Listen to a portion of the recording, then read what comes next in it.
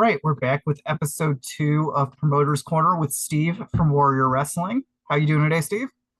I'm doing well. I forgot this was called Promoter's Corner. What a cool title. Yeah, I tried to be a little bit creative there. So, we're going to talk about Warrior Wrestling 28, Talia Hall, El Hijo del Vikingo, Aeroboy, Aramis, and Black Taurus in a fatal four-way.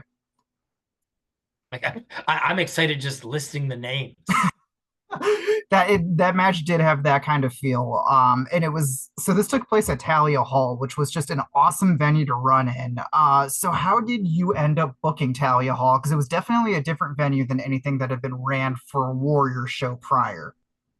Yeah, so I've known of it for years from concerts and such. And Mhm. actually, Carlos Gali from Gali Lucha Libre has run there several times prior to when we ran. And so I knew from talking to Gali that it was a great venue. I knew it looked like $1 million. And I'd actually talked to them in 2019 about Oh, us doing okay. shows there in 2020. And then the pandemic, everything went crazy. We only did outdoor shows in 20 and 21. And then we ended up being able to get this date on Vikingo. This was his first tour of the US. I think we were his second or third US indie show. And the date worked perfectly. And for whatever reason, it wasn't going to work at Marian Catholic and it wasn't going to work at a few of the other places we've normally done. So I said, oh, what about Talia Hall? So I reached out to them and the date was available, which is rare because they run so many concerts and have so much going on. So it was a kind of a no-brainer, right? We're going to bring in this giant luchador. Let's do it in the middle of Pilsen. Let's do it in this incredible venue. And yeah, it was a lot of fun and it all came together and the show was just lights out cool. It was. And I mean, the full card is stacked from top to bottom. I mean, I remember being at the venue and Joey Janela and Mike Bennett had an absolute just killer match, like two or three matches before this. It was one of those shows I felt like it just every match just hit so hard and delivered. And there was a little bit of everything. We had, Beastman and Trevor. Of course, Frank had to get involved. Because when doesn't he get involved? Yeah, we had Sam Adonis and Storm Grayson, Brian Cage and Casey Navarro. You mentioned Janela and Mike Bennett. I think that had Queen Aminata and Max the Impaler as well. It was just a big, crazy, fun show. And the atmosphere was awesome. We did the full complement of lights and using the stage and the curtains and the ramp and the sound system in there. And it's a really cool vibe in Talia Hall, especially when it's dark and those lights are going. Our combination of crowds and all the places we've been are different. And that composition of crowd was awesome because it was a little bit old school Warrior fans. Mhm. It was a little bit you're a crowd of guys who are at every indie wrestling show. And it was a lot of people from the neighborhood and a lot of people there to see the luchadors. So that combination, I think, was made for the perfect mix of crowd. Yeah, I definitely agree. And one interesting thing too is, you had mentioned Marian Catholic, which was the home of the promotion for a long time.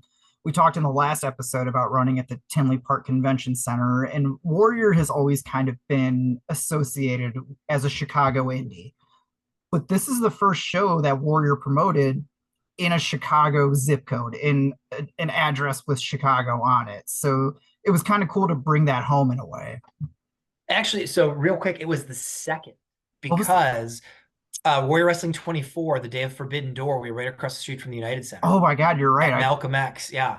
I And totally I remember forgot. actually that night in Thalia Hall, a couple of people were like, it's our first time in Chicago. And I was like, it's not, but okay. Like I didn't want to fist bumble. But yeah, no, so we had been in Malcolm X the afternoon of Forbidden Door in 2022. But it's our first one, our second one in Chicago, and our first one not connected in some way to some other big event. Right. And that, I mean, and that's a whole conversation for a different show, but running across the street from Forbidden Door hours before that was logistically, like working front of house for that show was one of the most interesting things I've been a part of, because we were three matches deep and people were coming up because there was no line at the United Center yet. And they were like, can we still buy a ticket? And I seriously think we sold walk up tickets until the second to last match. Yeah, that we really liked doing that. We think it went really well. Obviously, they took Forbidden Door to Toronto in 23, and we debated about doing it before All Out Mhm. in 23. But I was out of town that weekend and didn't want to, cut a family trip short and come back in. And that was the All Out that was like a week after All In, and there was no card announced, and there was very little buzz, and the United Center was going to be half to three quarters empty. So it's different than Forbidden Door, where the United Center was sold out in 22, and we knew there was going to be 15,000 wrestling fans descending on that block in the city, and so we're like, let's run a show across the street, a couple hours before. It the calculus never added up again, but I really liked doing that. And I thought it worked really well. So who knows, if AEW is back with a big show at the United Center in the future, maybe we'll look at that again. But it worked really well for the night that we did, or the afternoon that we did it. Absolutely. And so, like I said, that's an aside. That's a whole different conversation we'll probably have at some point. But this match that we're going to talk about is for the Warrior Wrestling Lucha title. And so that belt was created, and I kind of want to hear the story from your perspective of we had the major championship, we had the women's major championship. What was the ideation behind? I mean, Lucha's always been such a key part of Warrior. What was the ideation of creating a belt specifically for that? Yeah, so I think you hit the nail on the head. Lucha has always been a key part of Warrior, and that's because it's a key part of our fandom. Eric and I built Warrior Wrestling based off the things we loved in wrestling. And for those who haven't heard me talk about it before, I spent 2 years living and teaching in East Los Angeles, which is a traditionally Mexican American neighborhood in LA. And when I was in LA, some of the kids I taught found out that I like wrestling, right? And so we talk wrestling all the time in class. I would talk wrestling with their dads, and the kids and the dads would always tell me like, "No, you've got to come to real lucha." Mm-hmm. I was like, "Okay, well, show me real lucha." And so they started taking me, a couple kids and their dads, on Sunday afternoons in East LA to a place that was literally, it was like a mechanics shop 5, 6 days a week. But on Sunday afternoons, it's where they put up a ring, and they had lucha libre on Sunday from 5 to 10 or whatever. And so I went a whole bunch of times with kids I taught and their parents, and just absolutely loved being literally the only gringo in the room, the only white guy in the room in East LA. And some of them were in like Commerce and City of Industry and various places we'd go to in LA to watch lucha. And I'd always had a respect for lucha libre, but I fell in love with it in that time. And so years later, when we were building Warrior Wrestling, it was going to have lucha. It was absolutely going to have lucha, because at the time too, it was something that, remember, AEW didn't exist yet, Right. and even AEW, I think, does not do a good job of incorporating luchadors. Every now and then they throw them a bone 6 weeks in a row on Rampage, and then they forget they exist. And now they're doing the thing with CMLL, which Mm-hmm. is hit or miss. But WWE was doing nothing with luchadors. Lucha Underground had ended, and it was a small niche anyway to begin with. So there was this giant gap on the American scene of taking Lucha Libre places that aren't Southern California and Southern Texas, and really making it, putting it in front of a lot of people. So as we were planning these mega super shows, right, with Del Rio and Mysterio, etc., we leaned hard into Lucha Libre matches because we love it and we wanted to share it with our audience. So fast forward, every Warrior show, with the exception of the pandemic ones where flights were restricted, that kind of thing, every Warrior show has featured Lucha Libre. And Eric and I were in Tampa in 2021 for WrestleMania, and we were hanging out at a bar for lunch, the day before one of those shows. And I pitched him the idea of, I really want to create a lucha championship. I want to take, instead of just having a couple lucha matches every show, I want us to say lucha is on par with our men's championship or women's championship. We want Lucha Libre to be clearly, like, in the name of the promotion, right? Like, one of our belts is going to be specifically for Lucha Libre style wrestling. And so we kicked around a variety of ideas of how to get there. And then we came up with the idea of doing a Lucha Libre War of Attrition match to get to that first champion, and bringing in 8 luchadors from different parts of Mexico and different promotions and around the US, and just trying to do everything we could to show everybody the best, highlight the best lucha that's out there. So that was kind of the genesis of the idea. We definitely talked to some friends who are in the Lucha Libre community, specifically Mexican American friends, to be like, "Hey, we're a couple of white people. Like, is it okay if we make a lucha title? We don't want to be culturally appropriating. We want to be culturally celebrating." And so we had some conversations about, what do you think? And people were very supportive. They're like, "Yeah, like, absolutely. As long as you're respectfully celebrating the art form and providing a platform, like, go for it." Right. And so after that, we never had any pushback whatsoever, but we wanted to be sure. And so in June of 21, we had a Lucha Libre War of Attrition match, and Aramis became the first ever Warrior Wrestling Lucha champion. And from there, it just became a series of awesome defenses Yes. and new champions and things of that title. And it's been a really, really cool ride. Yeah, we're going to get a little bit into that War of Attrition match and a little bit on Aramis's title run. But so now let's talk. Of course, Vikingo's the champion at this time. Sam Adonis has to vacate. He was the champion before Vikingo. He has to vacate kind of due to scheduling. And Sam Adonis has been a pillar of Warrior Wrestling. A lot of people talk about the pillars of AEW or of a certain period of WWE or really any promotion. Sam Adonis is one of those guys. He's been a day one part of Warrior Wrestling.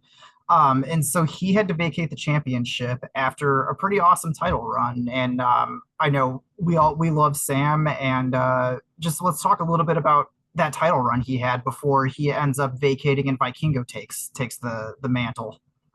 Yeah, absolutely. If I recall, and I know you've got the facts, I think, with you, I think he held it for a solid year, I believe, Just or about. almost a solid year. Yeah, he won it in South Bend over Aramis, Mm-hmm. and then defended it throughout 2022.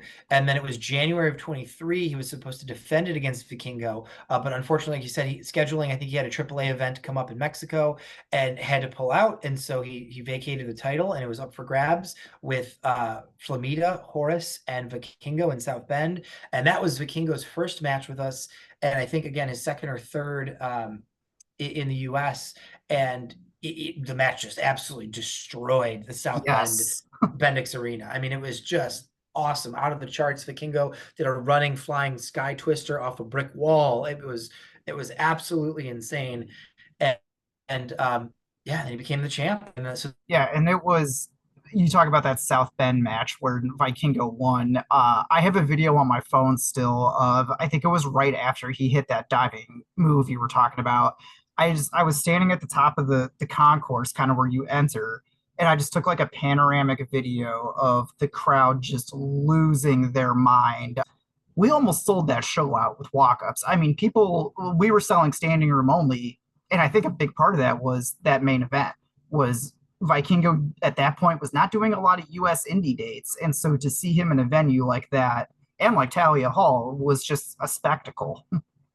yeah, absolutely. He was definitely an attraction because I think there had been so much hype for years prior to his coming up from Mexico and doing US Indies. And so that first run in the early part of 2023 was unbelievable. And it led to, on the national scene, folks will remember he came to AEW and faced Kenny Omega in that dream encounter where they just did everything under the sun and it looked like $1 million. And I think later on, his draw would peter out as happens, right? He's no longer an attraction. But for those first 5 months of 2023, Vikingo was like the hot band you heard about. And they're coming to play the arena in your town. And you're like, oh, shoot, I want to go. And so I Mm-hmm. think you're absolutely right. That buzz around Vikingo as a performer led to a lot of interest in those two shows. So let's talk about how you ended up getting him in a Warrior ring. Like you said, he was a hot attraction at the time. He was doing very limited US indie or really limited indie dates in general. Like you had said, he was doing stuff with AEW. He was still doing stuff in Mexico. How did you end up getting him in a Warrior Wrestling ring for multiple shows? Yeah, so we're always kind of looking at who's out there, who's available, and talking to various people in the industry who are agents or connectors, et cetera. And he started working with a service out of California that was doing visa work for a bunch of the luchadors so that they could work US dates on the up and up. And we connected with them and talked it through. And like we've heard many times, which is really makes us very proud. The folks on the other end said, we know you, we've heard of you, we know the quality of shows you put on, and of your level of professionalism. So we're not booking him out to anybody, but you guys, well, let's absolutely find a date and make it work. And that always is really heartening to hear Hmm. that our reputation precedes us as far as quality of shows and professionalism. So we're really excited about that. And here we were, right? Like I said, you have to go back and somebody can nitpick. I think we were his second or third Hmm. US Indie, the one in January. And then again, shortly thereafter, we had him in February at Talia Hall, like we talked about. But it just came together by the body of work that we put together prior to the ask, right? If you're nobody, if you haven't run a show, or if you haven't built a name for your company and you ask a major star to come by, they're going to think twice about it. But luckily we had built this niche for ourselves that they said, sure, absolutely, let's do the show. Awesome. And so we've already talked a little bit about kind of how he ended up in this position, the lineage of the Lucha title. Wins the vacant title at Warrior 28 in South Bend against Flamita and Ray Horace with that absolutely crazy spot. And so before we get into the match, let's talk about he actually ends up losing the title because Gringo Loco, who's been a long time part of Warrior, cashes in his medallion in at Warrior 29 in Grand Rapids in March of 23. It was a scheduled one-on-one match between Vikingo and Ares, and like 3 4 minutes into the match, out comes Gringo Loco, cashes in that medallion, and walks out with the championship. Yeah, absolutely. And so for longtime Warrior fans, Gringo is one of those pillars. You talked about pillars Yes, earlier of Warrior Wrestling, who's just been a staple of our shows and our productions. And so that was his moment to shine. And in fact, when we introduced the Lucha belt, Gringo told me the very first night, he's like, I want this belt. And we said, all right, one day, you're gonna have that belt. And so he won it in Grand Rapids in front of a packed house up in Grand Rapids, Michigan, and great match with him, Vikingo and Arez, and two guys that he's been in there with many times yes, and gels with so well. So Vikingo's run was short lived. It was January, February, March, but it was a great run while he had it, and in that time, he was a really special wrestler for Warrior Wrestling. absolutely. And so let's talk about some of the other three competitors in this match. We've already alluded to Aramis as the original Lucha champion. You talked about that awesome War of Attrition match. And so that main evented night one of the 2021 Stadium Series. And funny enough, so Aramis is in this match. So is one of his opponents in this match in Black Taurus. And Aramis had quite a run. He defends it against Daga, against Mr. Iguana, in a triple threat against Gringo and Rey Horus, and then against Flamita. Those are 4 awesome matches. How much fun was that for you? You've talked about how Lucha has been a big part of your fandom as a wrestling fan. How much fun was that to put those matches on? And I mean, that's a heavy list of opponents that he took on and defended the championship against. Yeah, and each of those matches was very different. So the Daga match was wonderful to see come together because Daga actually trained Aramis when he was young.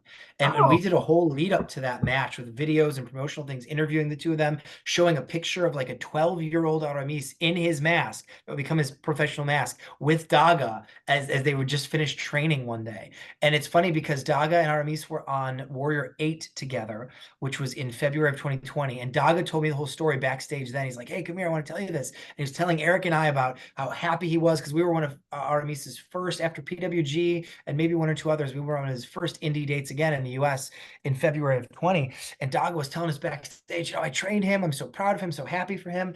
And we said that night in February of 20, one day it's going to be you two guys in here together at a Warrior show. And fast forward a year and a half later into 21, late 21, and the singles match was Aramis and Daga for the Lucha title right after he won it. So after he won the belt in that War of Attrition, his first defense was against his trainer, his mentor. And they went out there and had a match that I told anybody that would listen that summer was my match of the year because it was incredible, crisp, athletic, unbelievable spots, and this unbelievable story of mentor, mentee, trainer, trainee. And they just combined all the great elements of Lucha and all the great elements of American soap opera storytelling and wrestling, and just had an absolute killer of a match. So it was really, really fun, really cool, really exciting. And you mentioned the other, Ray Horace, Gringo Loco, Flamita. It was just Mr. Iguana, like all yes. different big fun matches. That Flamita match opened up Warrior 17, which we talked about last time, that was main evented by Ospreay's title win. And in the Tinley Park Convention Center, pitch black, Flamita and Aramis went out there and just blew the place up. I mean, they set the stage, and that's something that Aramis can do really, really well. So we were thrilled with his run. That the Lucha title for its entirety of its run, from Aramis to Sam Adonis to Vikingo to Gringo, has always been on guys who just go out and steal the show. Absolutely. And we talked about this briefly a little bit earlier, but so he ends up dropping the title to Sam Adonis in that scramble match that had ASF, Drago Kid, and Gringo Loco. The first time Warrior ever runs South Bend, runs the Bendex. And so we see it kind of we see a change there. What was that like? You know, Aramis really set I'd say he set the standard for that title. And then, like you said, it goes to Sam Adonis, who it just went to guys who could consistently steal the show.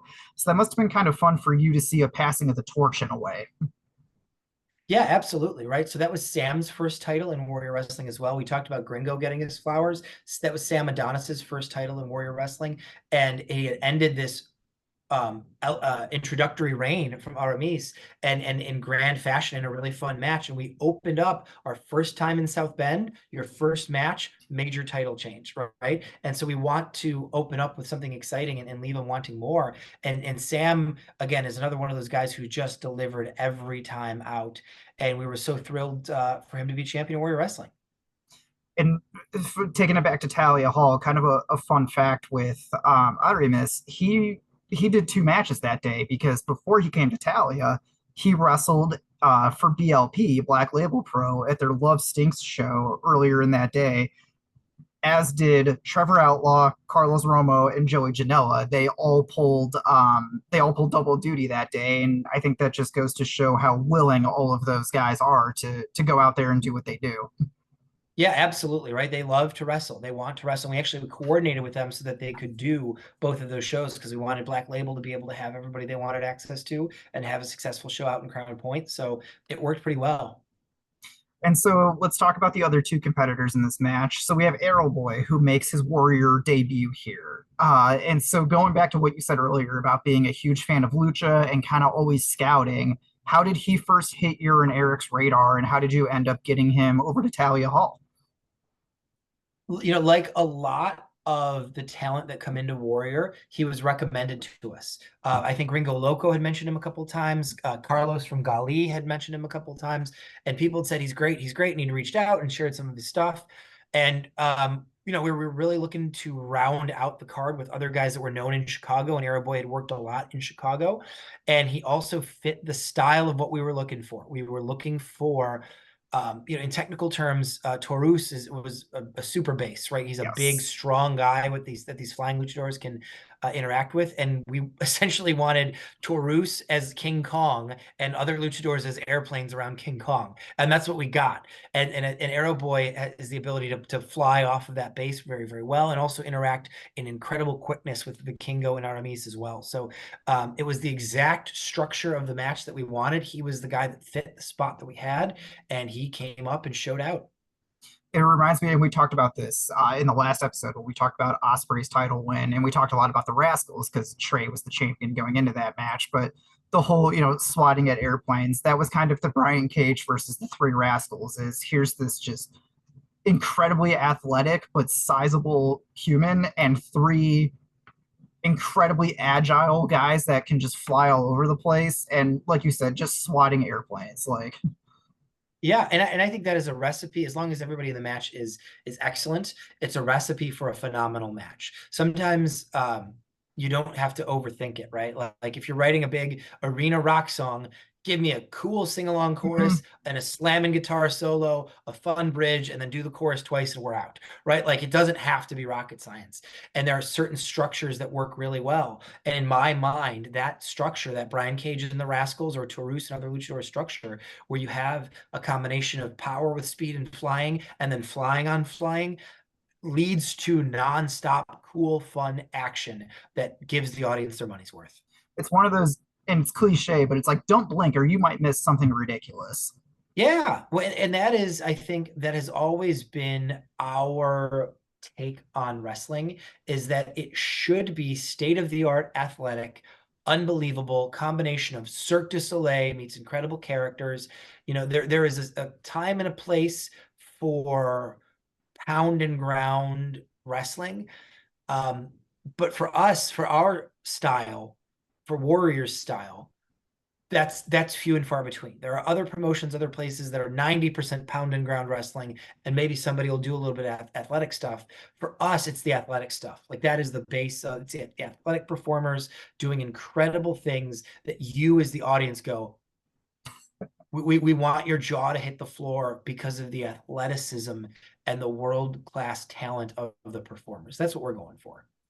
So let's talk about, and we've talked about him a little bit already, but so the fourth man in this match is Black Taurus, and he had worked quite a bit with Warrior. We mentioned he's in that initial Lucha War of Attrition. Before that, he was actually also in the War of Attrition at Warrior 8, where we were going to crown a new champion because Brian Cage unfortunately was injured. So he was in that match, and he was also in a scramble against a couple of Warrior frequents in Drago, Gringo Loco, Rey Horus, and Aerostar. So he's, we've talked a little bit about Lucha and it being a key part of Warrior. He's kind of been one of those pillars, key parts of the Lucha aspect of Warrior, if that makes sense. Absolutely. Well, and again, it comes back to folks that you can rely on, that you know are going to have a phenomenal performance every time out, right? There's a reason he showed up, and somebody can go through the 30-something Warrior shows and count it. He's probably there 10 times because he's awesome. And there's never not a time where the audience isn't blown away by what he does. And we don't hear from people after the show, my gosh, this guy is amazing. When is he coming back? And so great, he's coming back. It's very clear that he's good at what he does. And I think part of that too is Impact. TNA noticed how awesome he was too. He's been with them consistently for the last few years. So he's been exposed to an American television audience in that way. And just like in Warrior, in TNA, he's constantly he's doing things that make your jaw hit the floor, like you said earlier. Like, wow, that guy's able to do that. What am I seeing? Yeah, well, and now he's in AEW ROH. He's officially on the ROH roster, and they had to rename him the Beast Mortos because of trademark stuff with his mask and his name. But yeah, everywhere he's been, people are floored by him, and there's a reason for that. It's because he's great and he works his ass off. How did you, and maybe this is similar to what you've said earlier about getting in touch with some wrestlers, is he another one that was through networking or that you and Eric scouted? How did he first land in a Warrior ring, if you recall? I think it's a combo of both. I mean, we were definitely watching some of his stuff. He had been in PWG. We had watched a bunch of his stuff in Mexico. I don't know if it was Riot Lucha or oh gosh, Fest Lucha, or one of the. There was a time there, and I haven't done this in a couple of years. I was it was when I was single. I used to watch a ton of like small indie Mexican lucha. Like I'd watch it while I was riding my bike on my stationary bike. I'd watch it while I was cleaning my house, whatever. I just always had Mexican independent lucha on. So I saw him for years probably before we brought him in for a show. But we just knew who he was. He was phenomenal. And I don't remember if it was Sam Adonis that connected us or one of those guys. But same thing, right? A mutual respect. He knew what we did. And again, we got the reputation of, we're going to pay you well for good work, and we're going to be a good place to work with a good audience, and it's going to be professional, and you're going to get to hone your craft and get a lot of exposure on socials, so it works for everybody. And have a lot of fun while you're doing it. Yeah, absolutely. So, all right, so I'm going to go ahead and grab the match. I'm going to share my screen. Steve, I know you've got it queued up too for the audio. Yes, sir. Are we at 2:20 with 38 seconds? Yes, so that is, let's go ahead and go to 2:09 and 53 seconds. Oh, I gotta go back. Okay, here we go. 2:09 and 53 seconds. And this is going to be the start of wrestler introductions. And we're going to get to see how cool Talia Hall looks on camera and how much the crowd loved it. All right, you give me a cue and I'll hit it on my end and we'll watch together. Beautiful. I'm going to share my screen.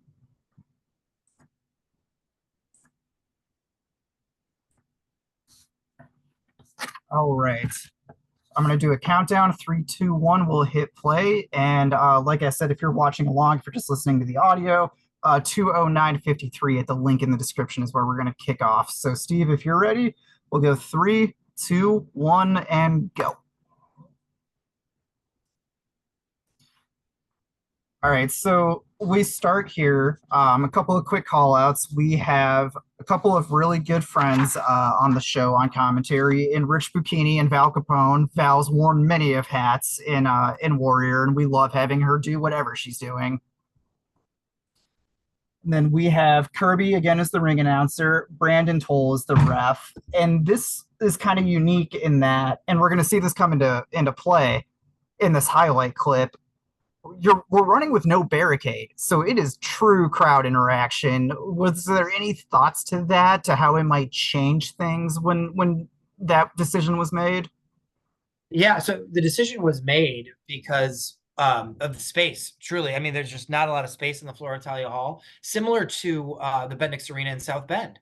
And so it was made for space, and we knew, gosh, all right, people are going to be close up on the ring. And again, I mentioned PWG a few times before. As I alluded to earlier, I lived in LA for a few years, and I went to Right. PWG all the time. And PWG was in a Reseda American Legion Hall with no barricade. Everyone was on top of the ring. And it just made for this incredible atmosphere. And so when we were like, we got to nix barricades, Eric and I were like, it's PWG. We're doing PWG style right here. And man, did it work. And yeah, the Bendex that's a good point because we don't run with a barricade there, but it's almost like a riser that the ring goes on that's pre-built into the venue. So kind of a different atmosphere. Like you said, this totally screams PWG atmosphere. And so me being a huge music nerd in addition to a wrestling nerd and just an overall nerd, let's be honest, um, running in this venue was super cool. I took a video and maybe I'll post it alongside with this podcast.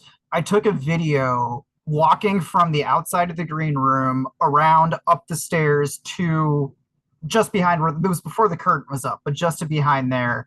And it's a historic venue. There's just beautiful architecture in there. It's just a really cool vibe. If you've never seen a concert, a wrestling show, just it's just a great venue to experience live entertainment. Yeah, true. And again, for me, there's something about a turn of the century building. Right. It feels like history. Like not only is the layout cool, but like you think about what was this neighborhood like 125 years ago? And people were coming here to see all different types of things. And you can see it and feel it in the wall. And they just don't build venues like this anymore. Even if they try to recreate it, it's too modern, it's too sleek, it's too big, this just feels like history. That's a great way to put it. And I also love how, you talked about space earlier. One thing we're always thinking about, where are we going to put our concessions? Where are we going to put our merch? And they had a dedicated merchandise room, which the front of house team thought was the coolest thing. We could actually like hang up the t-shirts. We weren't just laying them out on a table that we pulled out of the Marion cafeteria. Not that there's anything wrong with that, but it was just a cool, different vibe. Yeah, like you said, it felt like it is a music venue. That's what it's used for now, and it felt like a music venue. So now we see Taurus, and I mean, if you've never seen him before, the athleticism he pulls off is for a man that size is just it's mind blowing. He's so ridiculously athletic. Yeah, and it's true. He reminds me of like a Brian Cage in the sense of like a guy that big shouldn't move that smoothly, and yet he does. Since we're in Chicago, I can say that's how Brian Urlacher. I remember being young and watching him as a linebacker and being like, he can keep pace with a tight end or a receiver. Like that's crazy.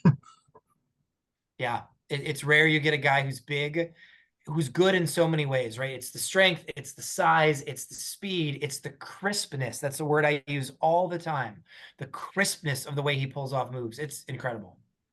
So now the champion's going to enter. And we talked about this a little bit with the last match with Trey had the X Division title in addition to the Warrior title. Will had titles from Rev Pro, from New Japan.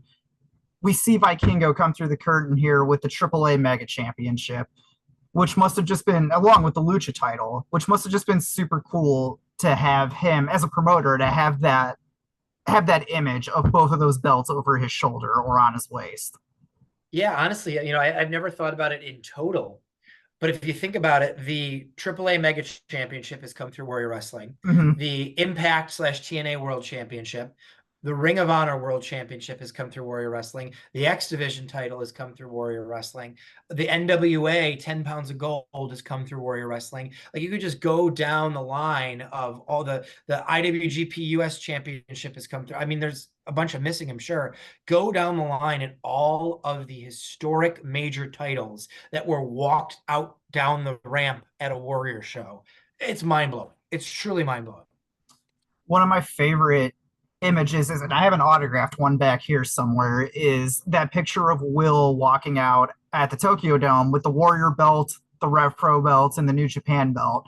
And it's just Yep. it's mind-boggling. And I really need to get that framed because it's a really cool picture. Yeah, I actually I Eric has a little wrestling wall in his man cave, and that picture I made into a little canvas thing that I gave Eric once to add to his wrestling wall in his man cave. Wasn't that at the Bendex when was that the first time we ran the Bendex when Will defended against Brian Cage because it was right around Eric's birthday? That you're right. That's when it was. You have an incredible. This is why you host the podcast, and I am a guest. You have an incredible memory. It comes in handy once in a while. Here comes the big announcement. No one does it. And I mean, we talked about this a lot in the last episode, but Kirby just sets the stage, to use your words, that something badass is about to happen, and you're about to see these four guys defy gravity. And just a note as we're getting into this video on YouTube is it's the complete show. The main event is a highlight reel. I mean, you could argue the entire match is a highlight, but we're going to get about 6 minutes of amazing clips from here, and that was just due to video restrictions at the time. But the entire card is free on YouTube, and like we had mentioned earlier, every match brought something different to the table and was awesome to watch. So do yourself a favor and check the full card out. Yeah, just feel the energy in this room. It's something special.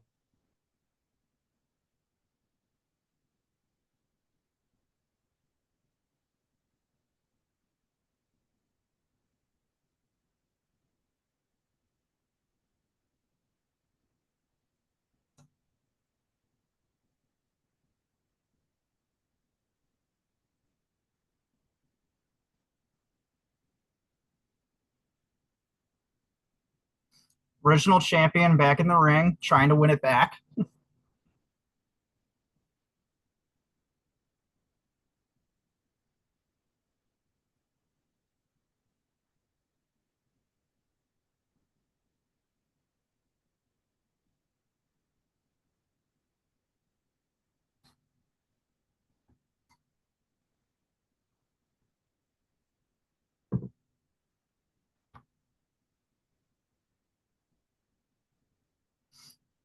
Like you mentioned earlier, you can now catch him on ROH AEW.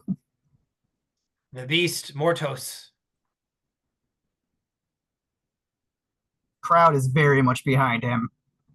They love him. They respect his work. He's a star. And we can't have the match without this man.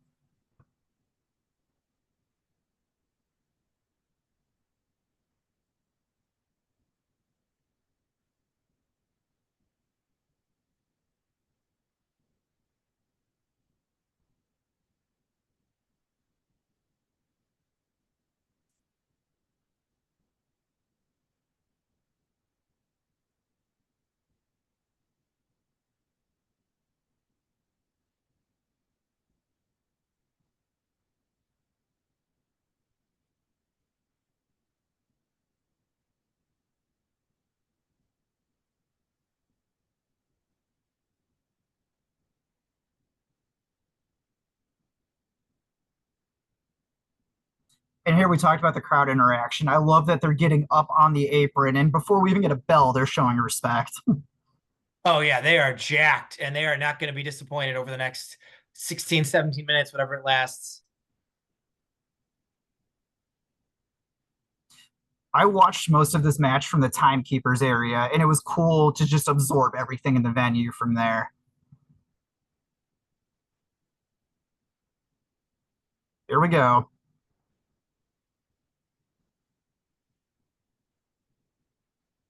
Quick show of respect, and then we get to Taurus. Taurus. Snot. That's one way to say no. And of course, try to take down the big man, but good luck. Yeah.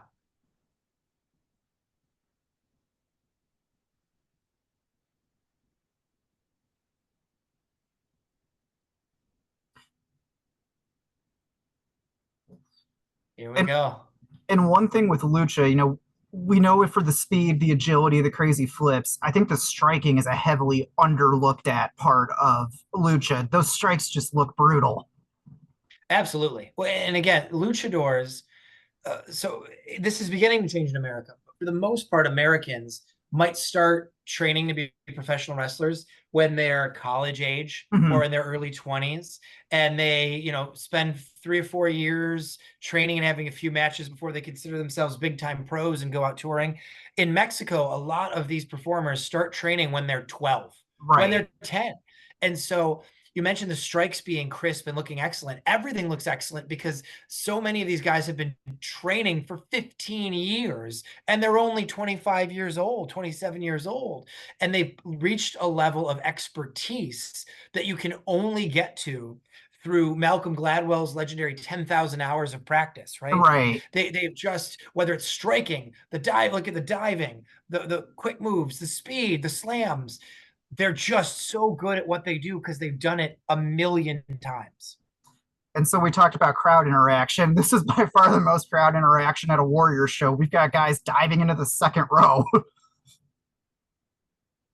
Which Deutsch Wrath from Vikingo. It's just nuts. Sorry, go ahead. side note, if a luchador landed on you and you were upset about it, or a luchador didn't land on you and you were upset about it, I apologize because I'm the one who assigned seats that day.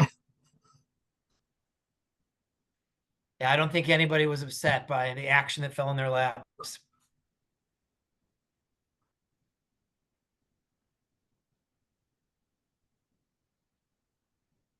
You just heard the commentators say it unpredictable, and I think that sums it up perfectly. Yeah.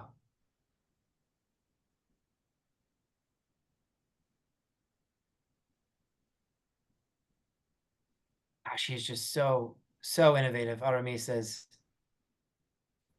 I mean, where else do you see a submission get put on that way?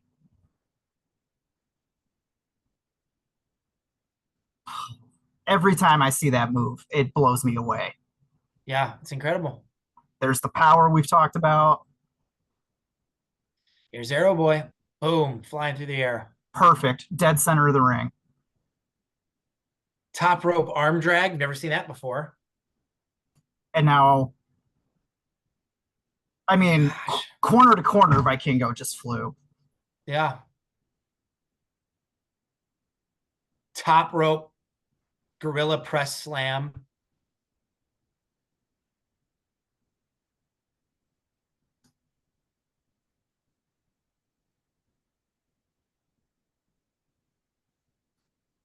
And the crowd just loving, soaking up every second of it.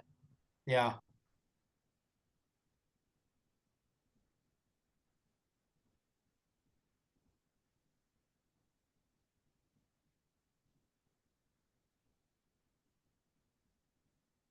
I have a video from my POV of all of those kids banging on the mat. I should post that with this podcast because it's a really just, it gives you the feeling of what was going on in the building. It sounds like you've got some incredible ancillary additional material. Post it all, my friend. Yeah, I got to put all that up.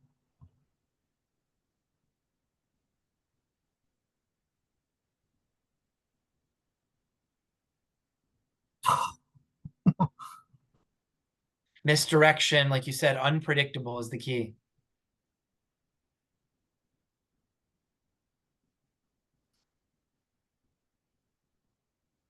And you can't have a crazy dive without Vikingo. Here he goes. Val's reaction sums it all up.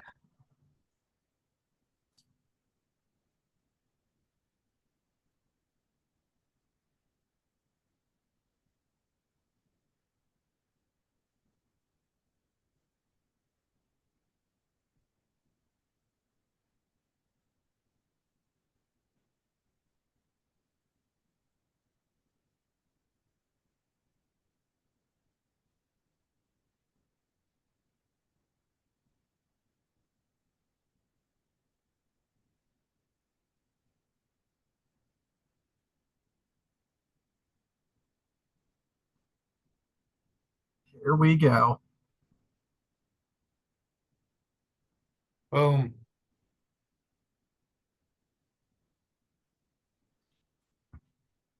Um, yeah, I mean, and this was about 5 to 6 minutes, give or take, of a 16 to 17 minute match. And I mean, just the sheer adrenaline that I think the crowd, I think they were on the edge of their seats, or there was a luchador in their seat for the entire match. Yeah, again, there's Lucha Libre is just so exciting and so life-giving, and to be able to give those guys a platform, right? All we did was set the table, they cooked the meal, and it was an honor. It was an honor to have them perform on our show, and it was an honor to be part of that. As a fan, I sat there that night just going, "Oh my gosh, this is amazing." And then we see, as is tradition, throwing the cash in the ring as a show of appreciation. And you've talked a lot about going to authentic lucha libre. Is that something you experienced a lot firsthand? Yeah, it's definitely the American version of it has come from Mexico, where it is a staple of post-match appreciation for the performers.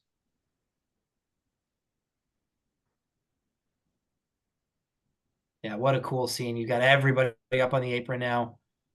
Everybody in the People balcony know. on their feet. Oh yeah, and the whole, the wrestlers were all scattered throughout various places watching it as well. People know they just saw something special. It's clear to them they just saw something special.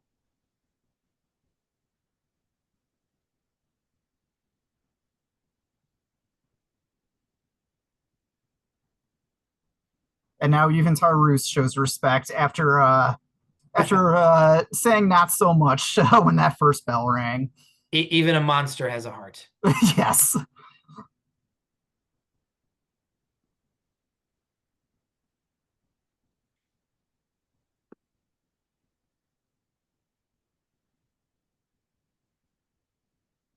Yeah, just a special night, a special collection of guys, and really everything you could possibly ask for.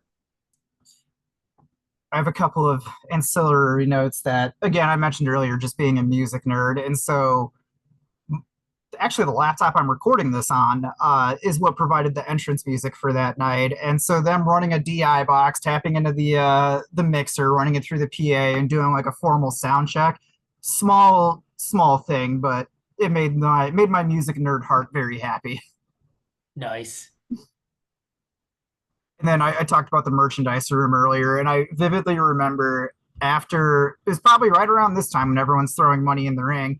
I turn around to go to the merch table, and who's there? Trevor Outlaw has just tossed all of our merch and is sitting down with a megaphone yelling at people. And that was an experience. Yeah, yeah, he was in rare rude form that night. He was, he wanted to make sure because he had worked Black Label Pro earlier that day. He wanted to make sure he got his merch from the Warrior Crew as well, and was like you said, was in his most rarest, rudest form that night. He's never friendly. No, Trevor, if you're watching this, just try smiling every once in a while. So as crowd is showing respect, commentators are signing off. Do you have any closing thoughts about this match? We've talked a lot about the build-up, the four guys in the ring, the champions that preluded and took over after Vikingo. I mean, just any closing thoughts on the match, the show itself? Yeah, the show was electric and the match was electric, and it just it was sometimes you walk out of a show and you go, it was everything we hoped it would be. Because when Mhm. you plan a show, there are 100 things change from the inception of a show to the actual show itself. Matches change, people change, card order changes, the tenor of the crowd coming into the building changes. So it's very rare that you plan a show, you promote a show, and then when it's done, it was exactly what you hoped for. Sometimes it's something totally different and even better than you hoped for, and Mhm. sometimes it takes different directions. But this was exactly what we envisioned when we wanted to bring a show to Talia Hall and headline it with incredible lucha libre. This was the match itself, the performers, the audience, the energy, the execution. All of it was like, yep, if we dreamt it, this is exactly what we would have dreamt. It was, yeah, it was start to finish exactly how you had envisioned it. Yep. And so we were just thrilled. Well, it was just a great night at the office. That's a good way to put it, and that's a good way to end it. So If you enjoyed, make sure to leave a like. Like I said, watch the entire show. The link's going to be down in the description. Two down, three to go, and we've got three really exciting matches coming down the pipeline that I'm excited to talk about. A hint is we've talked a lot about War of Attrition in various versions and episodes of this. We're going to take a look at one of those matches that it's just such a unique formula, and I'm excited to dig deep into that with you and Eric. Yeah, same. I'm excited. This has been a lot of fun, and let's keep it going. Let's do a few more. Awesome. Well, that's going to do it for this time. Make sure to check the entire video out in the description below, and we'll see you next time.